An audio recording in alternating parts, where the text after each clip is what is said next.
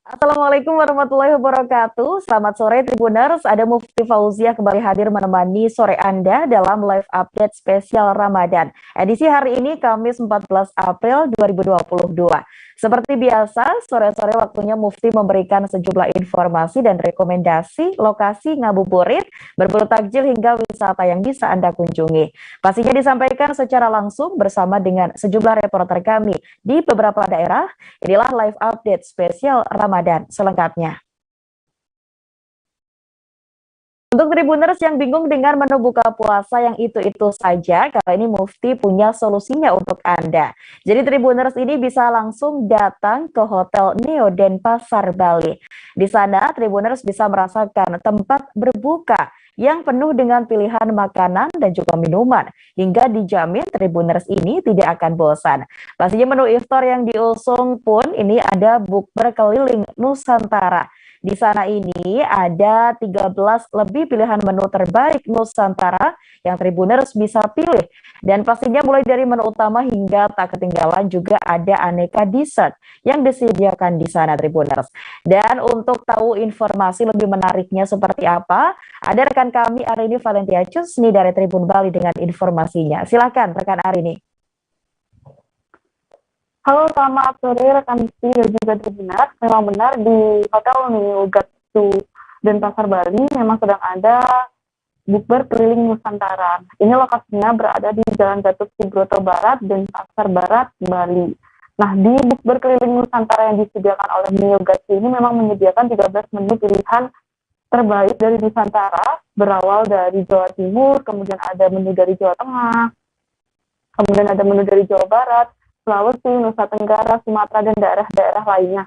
Nah, di sini juga tersedia semua menu, mulai dari main course atau menu utama, kemudian dari dessert, kemudian minuman, dan juga menu pendamping lainnya. Nah, bisa dilihat juga di beberapa menu tersebut, seperti menu di Jawa Timur, ada Jawa Tengah juga ada baceman, kemudian terus ayam taliwang itu dari Nusa Tenggara, kemudian ayam woku, dan sejenisnya. Dan tak ketinggalan juga di sini disediakan dessert itu pun dari berbagai macam daerah gitu, nggak hanya dessert saja gitu. Nah, contohnya ada kolak pisang, kemudian ada kolak pacar, kemudian ada biji-biji salak, kemudian dan masih banyak yang lainnya. Dan harganya di sini yaitu 75.000 per pack. Jadi Tribuners nih yang bingung dengan makan apa waktu buka puasa dengan harga 75.000, Tribuners bisa makan all you can eat, semuanya bisa dimakan yang tersedia di Hotel Neo Gatsu Denpasar Bali.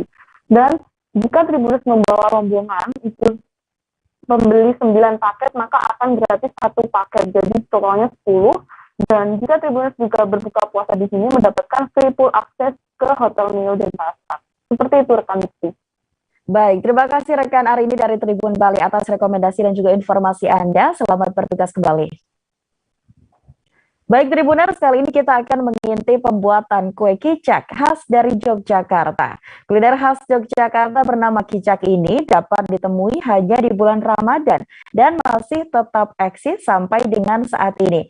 Untuk menikmati makanan tradisional ini, Tribuners bisa datang langsung ke Warung Kauman, Kemantran Keraton, Kota Yogyakarta. Warung ini menjadi salah satu tempat pembuatan jajanan khas yang masih bertahan hingga saat ini.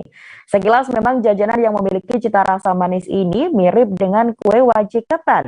Hanya saja memang aroma pandan dan juga vanili yang sangat kuat ini menjadi pembeda dengan kue yang lainnya. Nah, untuk tahu bagaimana cita rasa dan juga pembuatan dari kue ini, kita sudah terhubung bersama dengan rekan kami ada Miftahul Huda dari Tribun Jogja. Silakan Miftahul Huda dengan informasi Anda. Baik, rekan Mufti. Ya, kami informasikan memang di Jogja ini masih ada salah satu warung yang menjual makanan tradisional, dan itu hanya khusus keluar di saat Ramadan seperti saat ini ya. Dan itu memang namanya kue kicak, dan bahan bakunya perlu saya sampaikan bahwa itu bahan baku utama dari uli atau jadah yang bahan bakunya dari beras ketan begitu. Jadah itu nanti dicampur dengan urap kelapa atau parutan kelapa muda yang juga nanti ada campuran nangka, potongan nangka dan daun pandan serta vanili. Nah, beberapa bahan makanan itu nanti dicampur jadi satu untuk dimasak, dan cara masaknya pun tidak sembarangan karena pemilik warung di Kampung Kauman itu, maksud kami Kampung Kauman ini memang hanya memasak menggunakan arang begitu ya, rekan Mufti. Dan setelah campuran adonan itu bisa disajikan begitu, pihak pengelola warung itu nanti akan menjajakan kue kicak itu saat sore hari ketika menjelang buka, dan harganya pun cukup terjangkau karena untuk satu bungkus kue kicak itu dihargai Rp5.000. Rekan Mufti. Baik, rekan Huda dari Tribun Jogja, terima kasih atas informasi Anda. Selamat bertugas kembali rekan Huda. Baik Tribuners, ada lokasi ngabuburit asyik di wilayah Bogor yang patut Anda coba. Anda ini bisa mengunjungi bundaran air mancur perumahan Taman Yasmin Tribuners. Pasalnya memang puluhan pedagang ini meramaikan bundaran air mancur di perumahan Taman Yasmin di Kelurahan Curug Mekar, Kecamatan Bogor Barat. Di bundaran air mancur ini menjadi lokasi favorit untuk warga dalam berburu takjil jelang buka puasa saat bulan suci Ramadan. Berbagai macam penjual makanan mudah ditemui di area kuliner ini. Tak hanya itu, memang akses jalan hingga parkir yang mudah serta tidak menggunakan atau mengganggu pengguna jalan. Ini bisa menjadi salah satu daya tarik yang menarik untuk warga bisa berkunjung ke sana. Dan untuk lebih tahu bagaimana suasana di sana, Tribuners, rekan kami ada Amar dari Tribun Bogor akan memberikan informasinya. Silakan Amar. Baik, terima kasih rekan Mufti. Ya, untuk yang Tribuners berada di wilayah Bogor ini wajib mengunjungi sentra takjil yang berada di bundaran air mancur Taman Yasmin, Kota Bogor ya. Nah, di sini itu ramai pengunjung itu sekitar mulai pukul 4:30 sore hingga menjelang waktu berbuka puasa nih. Nah, di sini juga banyak sekali berbagai macam jajanan seperti ada pentol, kemudian ada bakso aci, kemudian lumpia basah, gorengan, dan masih banyak lainnya yang cocok dijadikan santapan untuk berbuka puasa. Nah, bagi Tribuners yang hendak ke Taman Yasmin ini atau bundaran Taman Yasmin ini tidak perlu khawatir tentang kendaraan karena parkirannya juga cukup menampung banyak kendaraan ya. Selain itu juga para pembeli tidak diganggu atau diriuhkan oleh kendaraan yang lalu lintas karena bukan berada di bahu jalan. Para pedagang ini sudah memiliki tempat yang disediakan sehingga tidak mengganggu akses jalan umum. Begitu rekan Mufti. Baik, terima kasih Amar atas rekomendasi ngabuburit di Bogor dan selamat bertugas kembali rekan Amar. Baik Tribuners, ada Taman Dialova yang menjadi pilihan yang cocok bagi Anda yang ingin ngabuburit bersama dengan keluarga ataupun sahabat di Kota Pangkal Pinang. Ada berbagai aneka wahana, tempat bermain hingga jasa layanan mainan yang bisa Anda coba. Selain sebagai tempat yang asyik untuk nongkrong, taman ini juga menjadi pilihan bagi Anda yang ingin berburu takjil. Ada berbagai pilihan menu berbuka puasa yang bisa dijajakan di sana. Tak hanya itu, Taman Dialova ini juga menjadi area tempat berolahraga seperti jogging dan lain sebagainya. Dan pastinya untuk yang bingung mencari tempat ngabuburit sambil berburu takjil, pastinya tempat ini cocok untuk Anda kunjungi. Suasana di sana juga akan disampaikan rekan kami, ada Sila Agustika dari Bangka Pos. Silakan Sila dengan informasi Anda. Baik, terima kasih Mufti dan selamat siang Tribuners. Taman Dialova yang terletak di Kelurahan Kacang Pedang, Kecamatan Gerunggang, Kota Pangkal Pinang ini memang menjadi salah satu ikon wisata di Kota Pangkal Pinang, di mana selama Ramadan ini Taman Dialova ini menjadi kunjungan para warga, termasuk menjadi pilihan yang cocok bagi masyarakat yang ingin ngabuburit bersama keluarga ataupun sahabat tercinta.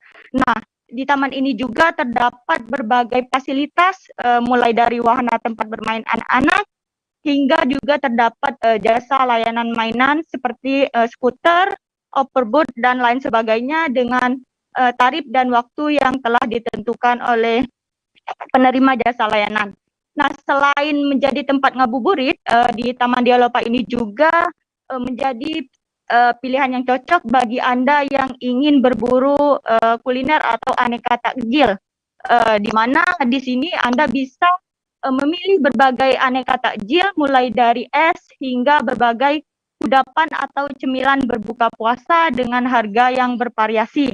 Nah, selain itu juga di Taman Dialopa ini juga menjadi salah satu tempat wahana olahraga seperti jogging dan olahraga lainnya.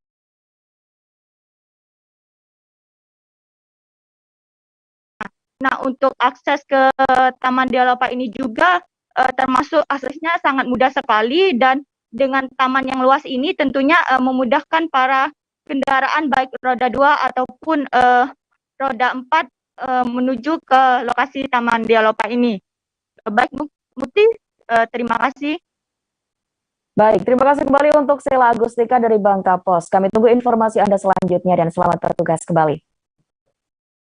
Baik, Tribuners, Idul Fitri ini identik dengan bagi parsel hingga amplop lebaran. Jadi bagi Anda warga Lampung yang bingung mencari parsel untuk Ramadan hingga lebaran, ini Mufti punya rekomendasi untuk Anda. Ini Tribuners bisa langsung menyambangi sepanjang Jalan Sultan Agung W. Halim. Pedagang parsel Idul Fitri mulai berbunculan di sepanjang Jalan Sultan Agung W. Halim, Kota Bandar Lampung sejak sepekan lalu. Ini deretan parsel yang terpajang dihias semenarik mungkin guna menarik perhatian para pelanggan. Ukurannya pun beragam, Tribuners, dengan variasi harga yang berbeda pula.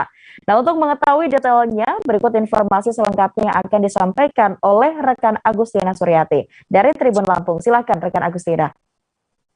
Baik, terima kasih rekan Mufti. Jadi kurang lebih sepekan lebih bulan Ramadan telah berjalan. Saat ini para pedagang parsel Hari Raya Idul Fitri telah ramai menempati sepanjang Jalan Sultan Agung W. Halim, Kota Bandar Lampung. Saat itu kami menghampiri satu di antara pedagang parsel bernama Andri yang memajang bingkisan parselnya tepat di bawah jembatan layang atau flyover Sultan Agung, di mana parsel yang dipajang bermacam-macam jenis dan ukurannya, mulai dari parsel 1 tingkat hingga 2 tingkat. Perbedaan jenis dan ukuran sekaligus menjadi penentu harga yang ditawarkan. Diketahui melalui Andri, parsel snack ukuran sedang dibanderol harga mulai dari Rp150.000. Kemudian parsel berukuran lebih besar dari itu dilabeli harga sekira Rp400.000 sampai Rp450.000. Sementara parsel snack ukuran jumbo sekira Rp550.000.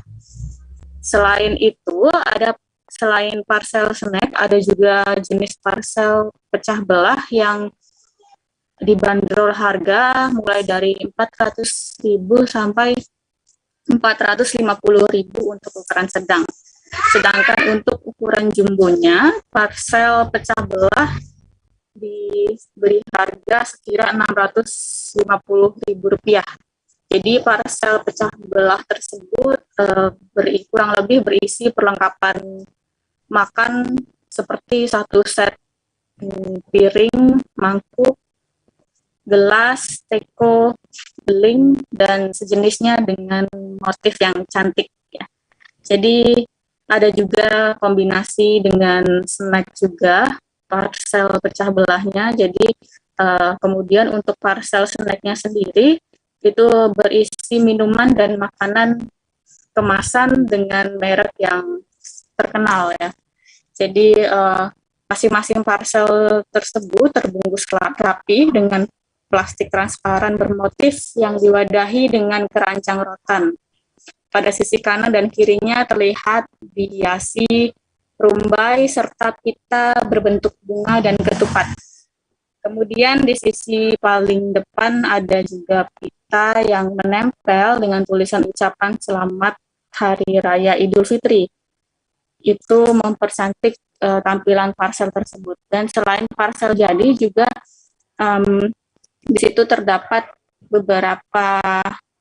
beberapa jenis parcel bahan mentah untuk membuat parcel. Apabila Tribuners ingin membuat sendiri atau merangkai sendiri parcelnya, di situ ada keranjang rotan, lalu ada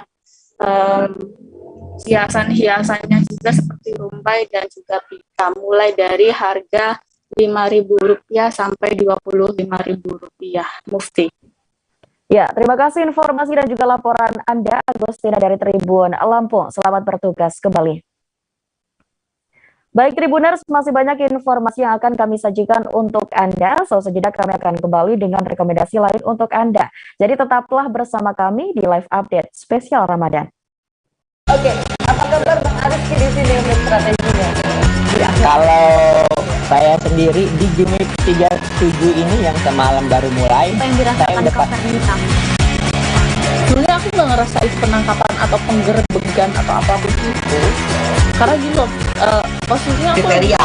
Jadi kita mengenal disebut dengan stroke yang tidak berdarah dengan stroke yang berdarah. Stroke yang tidak berdarah itu biasanya ditandai dengan adanya penyumbatan. Kalau itu penyumbatan di sini mungkin pikirnya tidak ke situ kali ya, tapi kalau di Korea atau di Kamboja itu ada beberapa paper yang saya itu mas ya dulunya tukang koran. Oh gitu ya, tukang koran ya, saya baca itu Pak. Tuh kan pernah baca ya. Jadi kalau saya jadi tanggal itu udah bersyukur banget. Si anak ini dijadikan sebagai tersangka begitu. Ya, kalau ini kita bicara yang di luar kasus Bokombo ya. Dengan hujan shower, di mana terdapat batas jelas antara daerah hujan dan tidak hujan yang biasanya terjadi pada fase awal master stage atau tahap bahaya tuh Kang. Jadi mulai artinya terjadinya perlembekan. Nah itu untuk penetrasi akan sulit begitu ya. Dok, saya ini menurut saya memang tidak mudah, bukan urusan tanah diambil. Kalau misalnya Amerika Serikat sekarang, Rasulullah mengatakan dalam sebuah hadis bahwa berpuasa di 6 hari Syawal itu.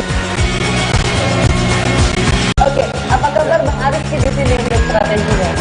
Ya. Kalau saya sendiri di Gimik 37 ini yang semalam baru mulai, apa yang dirasakan Koper Hitam?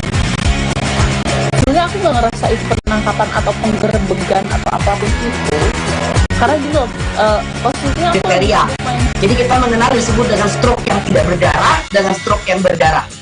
Stroke yang tidak berdarah itu biasanya ditandai dengan adanya penyumbatan. Kalau itu penyumbatan di sini mungkin pikirnya tidak ke situ kali ya, tapi kalau di Korea atau di Kamboja itu ada beberapa paper yang saya itu mas ya dulunya tukang koran.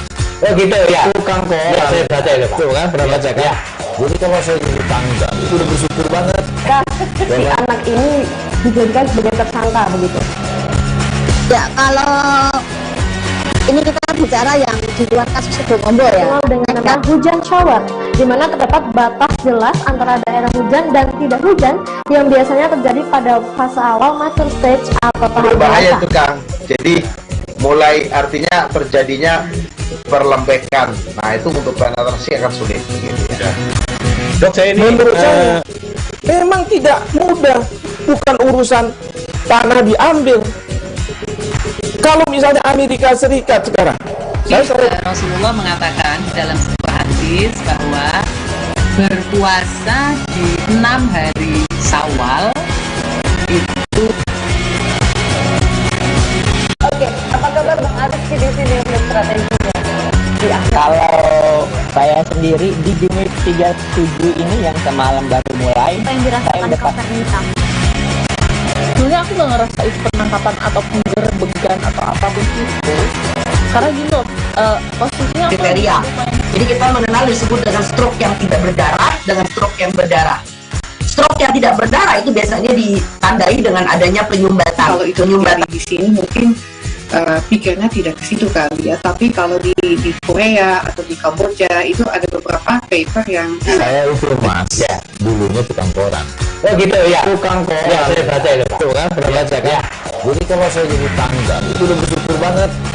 Si anak ini dijadikan sebagai tersangka begitu. Ya kalau ini kita bicara yang di luar kasus Kedungombo ya. Dengan nama hujan shower, di mana terdapat batas jelas antara daerah hujan dan tidak hujan yang biasanya terjadi pada fase awal master stage atau tahap Berbahaya basah. tuh Kang. Jadi mulai artinya terjadinya perlembekan. Nah itu untuk penetrasi akan sulit gitu ya. Dok, saya ini menurut saya memang tidak mudah, bukan urusan tanah diambil. Kalau misalnya Amerika Serikat sekarang, Rasulullah mengatakan dalam sebuah hadis bahwa berpuasa di 6 hari Syawal itu. Oke, apa kabar Bang Arif di sini untuk strateginya? Kalau saya sendiri di Jumik 37 ini yang semalam baru mulai, Apa yang saya dirasakan udah Kak Fernita? Sebenarnya aku nggak ngerasain penangkapan atau penggerbegan atau apapun itu, karena gitu posisinya aku kriteria. Jadi kita mengenal disebut dengan stroke yang tidak berdarah dengan stroke yang berdarah. Stroke yang tidak berdarah itu biasanya ditandai dengan adanya penyumbatan. Kalau itu terjadi di sini mungkin pikirnya tidak ke situ kali ya. Tapi kalau di Korea atau di Kamboja itu ada beberapa paper yang saya itu mas, ya dulunya tukang koran. oh gitu ya, tukang koran. Ya saya baca itu pak. Tuh kan pernah baca kan? Ya. Jadi kalau saya jadi tanggal itu udah bersyukur banget. Si anak ini dijadikan sebagai tersangka begitu. Ya kalau ini kita bicara yang di luar kasus Kedungombo ya. Dengan nama hujan shower, di mana terdapat batas jelas antara daerah hujan dan tidak hujan yang biasanya terjadi pada fase awal master stage atau tahap Berbahaya basah. tuh Kang. Jadi mulai artinya terjadinya perlembekan. Nah itu untuk penetrasi akan sulit gitu ya. Dok, saya ini menurut saya memang tidak mudah, bukan urusan tanah diambil. Kalau misalnya Amerika Serikat sekarang, Rasulullah mengatakan dalam sebuah hadis. Baik, terima kasih Tribuners. Anda kembali menyaksikan live update spesial Ramadan bersama saya Mufti Fauzia. Ada salah satu destinasi wisata favorit di Kabupaten Baru yang recommended untuk dijadikan pilihan ngabuburit bagi Anda Tribuners. Namanya adalah Pantai Ujung Batu. Di Pantai Ujung Batu ini, warga ini bisa menghabiskan waktu sore sembari menikmati debur ombak. Nah, di bulan Ramadan ini tidak sedikit warga yang memilih Pantai Ujung Batu sebagai tempat ngabuburit yang asyik pastinya. Selain tempat bersantai, Pantai Ujung Batu juga sangat cocok untuk dijadikan tempat menghabiskan waktu sore sembari berenang di pantai. Dan lebih lengkapnya Tribuners akan disampaikan rekan kami ada Darullah dari Tribun Timur dengan informasinya.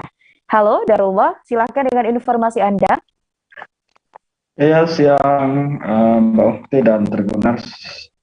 Diinformasikan bahwasanya salah satu destinasi wisata yang terhitung favorit di Kabupaten Baru yaitu Pantai Ujung Batu ini menjadi tempat ngabuburit yang favorit sembari menikmati deburan ombak di Pantai Ujung Batu ini Tribuners.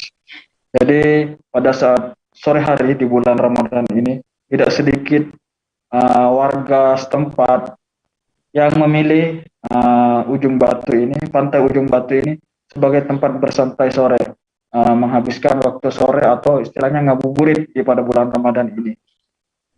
Masyarakat mulai berdatangan di Pantai Ujung Batu ini mulai sekitar pukul 17.00 sampai pukul 18.00 dan mereka pulang untuk menikmati buka puasa di kediamannya masing-masing.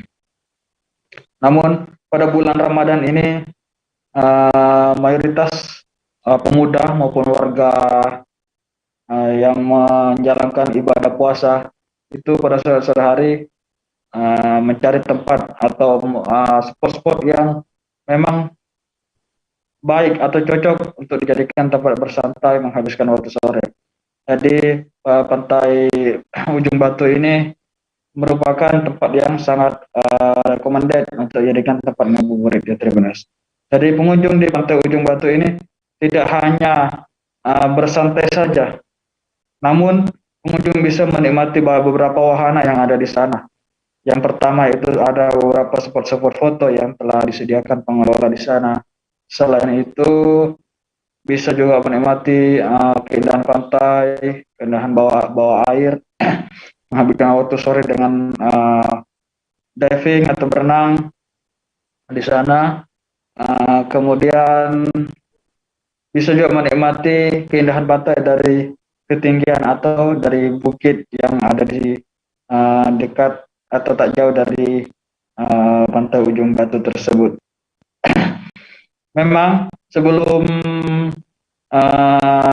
bulan Ramadan, pantai Ujung Batu memang banyak digemari oleh masyarakat setempat maupun masyarakat dari kabupaten tetangga untuk memiliki tempat untuk menjadikan tempat berakhir pekan di pantai Ujung Batu ini.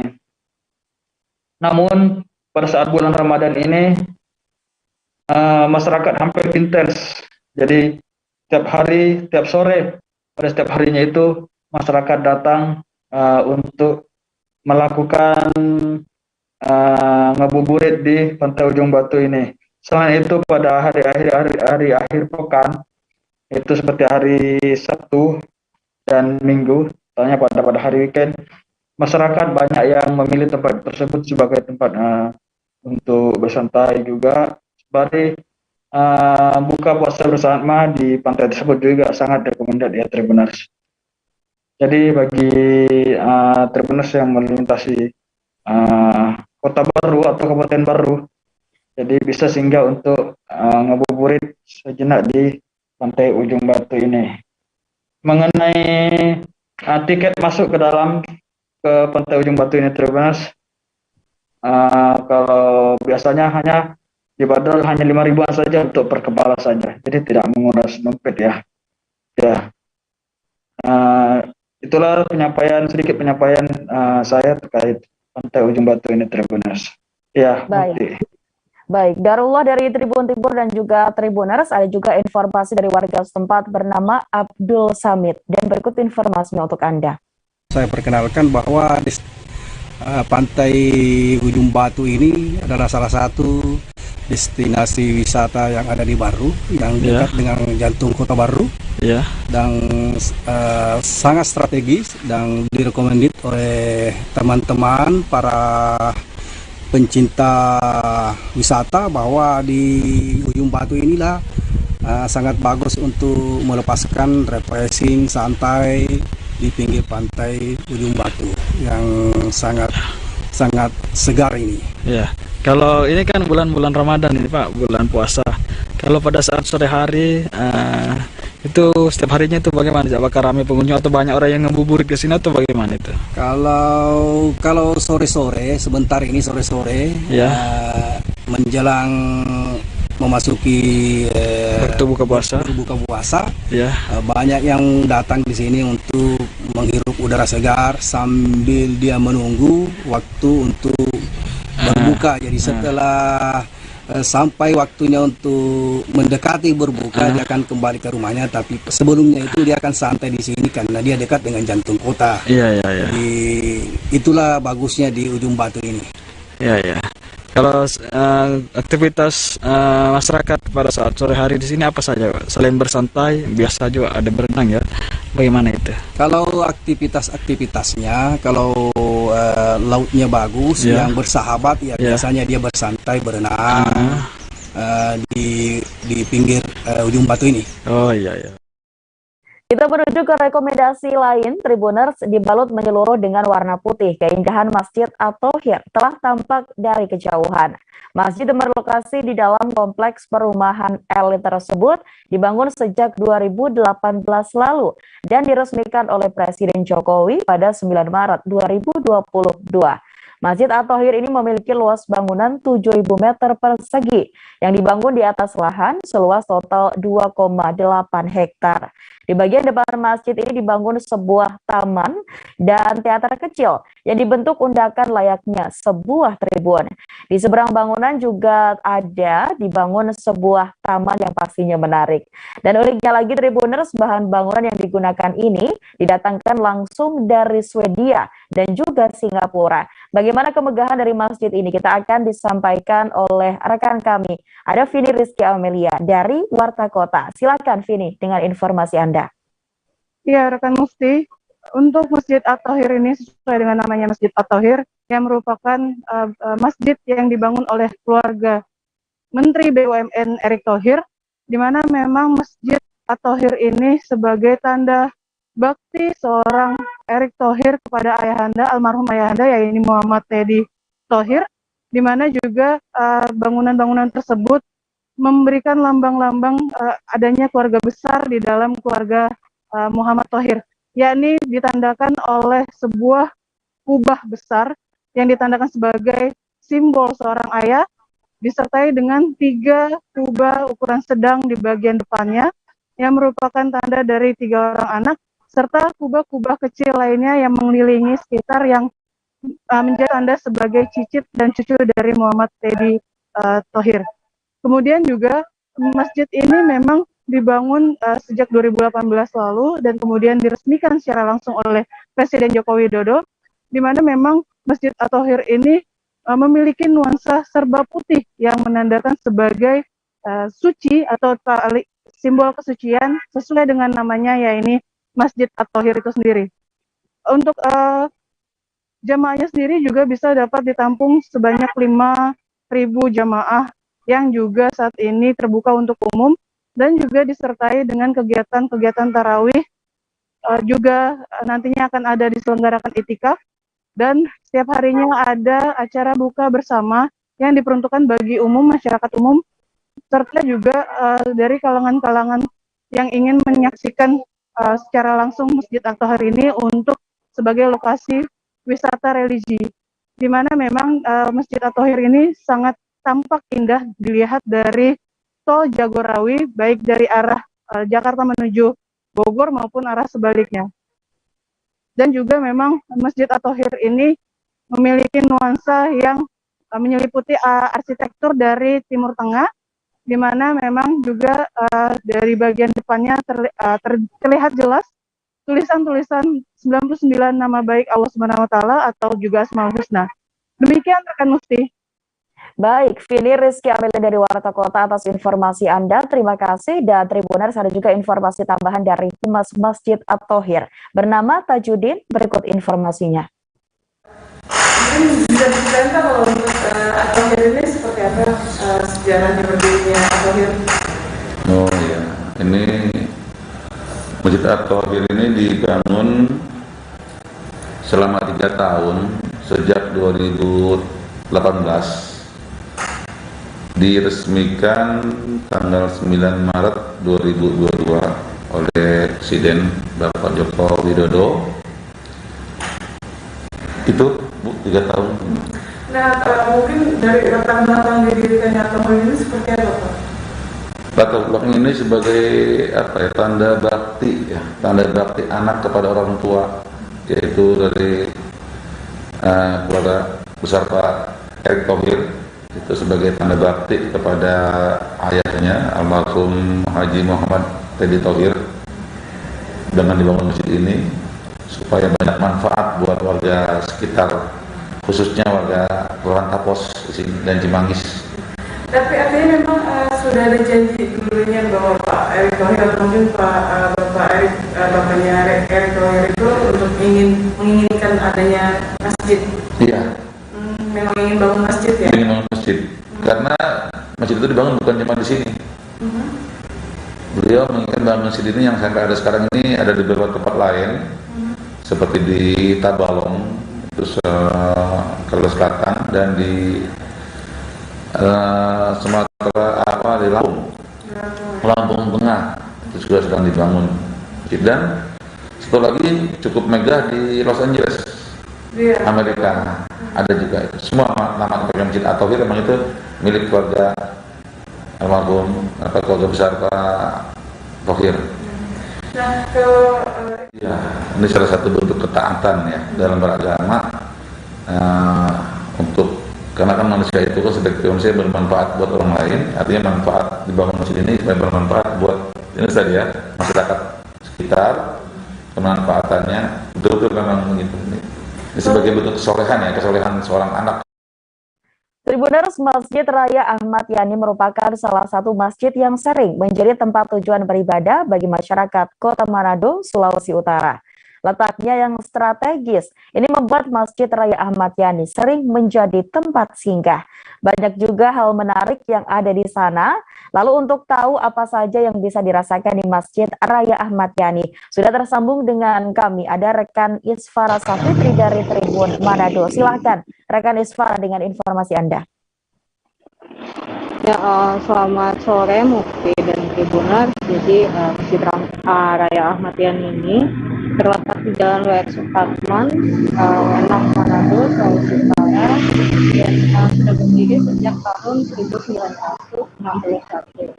Nah, sebenarnya Masjid Raya Ahmad Yani ini masih sama seperti masjid pada umumnya, dan Masjid Raya Ahmad Yani ini merupakan meskipun dia merupakan masjid utama ya di Kota Manado, tapi bukan yang tertua, karena yang tertua ada di daerah lain di Kecamatan Kuminting, Kota Manado.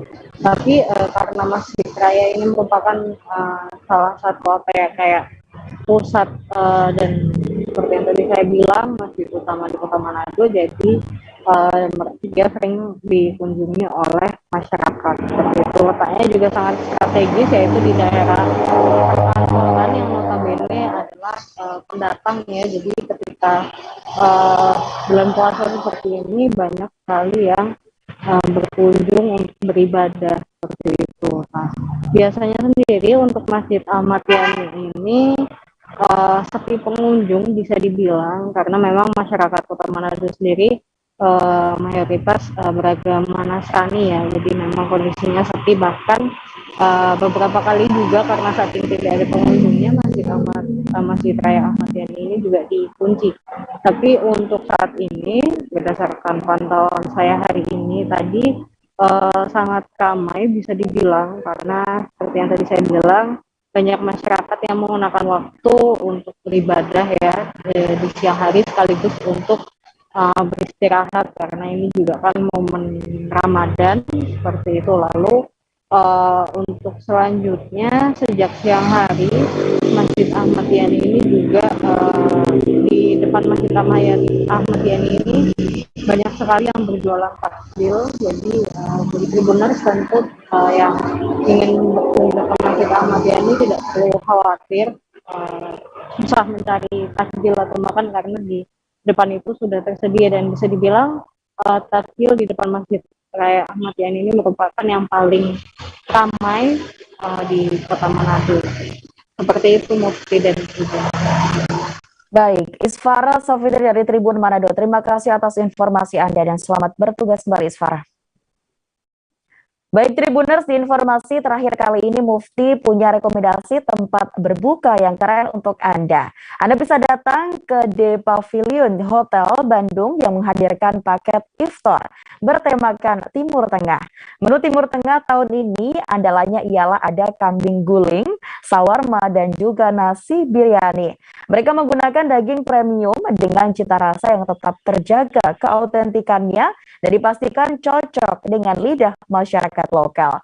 Tema Middle East ini dipilih lantaran cukup tingginya permintaan pengadaan menu-menu khas Timur Tengah, khususnya di bulan Ramadan ini. Pihak The Pavilion ini menyiapkan 7 pilihan menu per section. Bagi Anda yang ingin menyantap berbuka puasa di sana, ini bisa langsung datang dan menjajal ke tempat ini. Bagaimana informasi lengkapnya akan disampaikan oleh rekan kami, ada Nandri dari Tribun Jabar. Silakan Nandri. Terima kasih Mufti. Ya, Sobat Tribuners, selamat sore. Nah, Sobat Tribuners, The Pavilion Hotel Bandung ini menghadirkan paket iftar bertemakan Timur Tengah untuk di tahun 2022.